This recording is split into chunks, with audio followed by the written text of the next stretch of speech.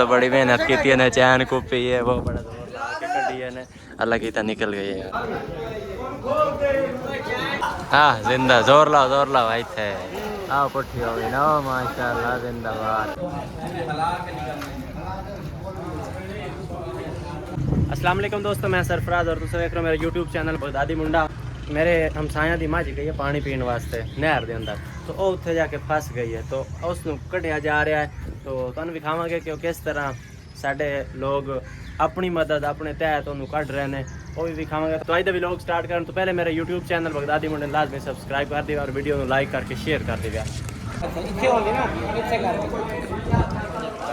क्या फिर किमें निकल सी भला है ना मैं अपने जोर लैसी तो ही निकल सी, क्योंकि ये तो साहब बेचारे जोर लाई करें।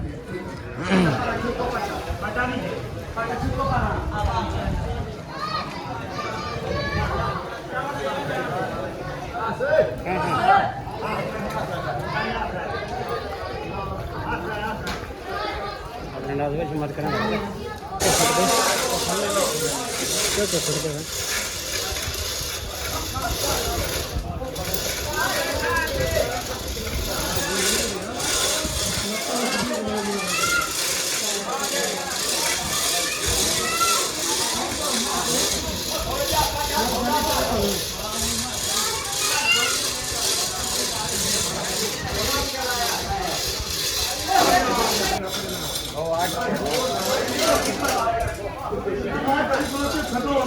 हाँ जिंदा जोर लाओ भाई थे आओ पुट्ठी हो गई ना माशाल्लाह जिंदाबाद निकल गई ने अल्लाह खैर करे सी अल्लाह खैर करे सी। दोस्तों काफ़ी मेहनत की थी जोर लाया ने निकल गई है, हूँ अगर रुक गई तो मोड़ घूम जासी।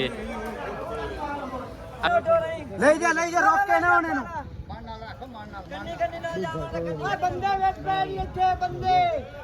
टुपी मारी बहनी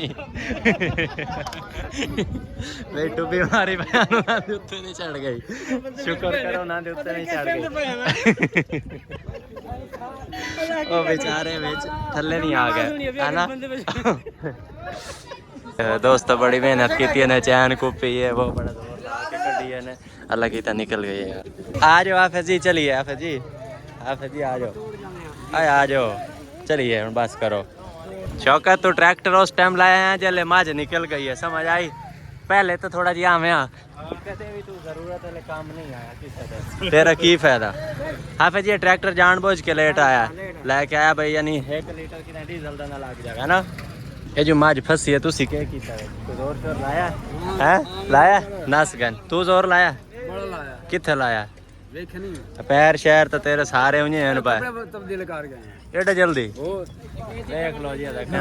ठीक हो गया दोस्तों, आज के वास्ते इतना ही काफ़ी। ज़िंदगी बाकी मुलाकात बाकी, मर गया तो दुआ करे। अल्लाह हाफिज़।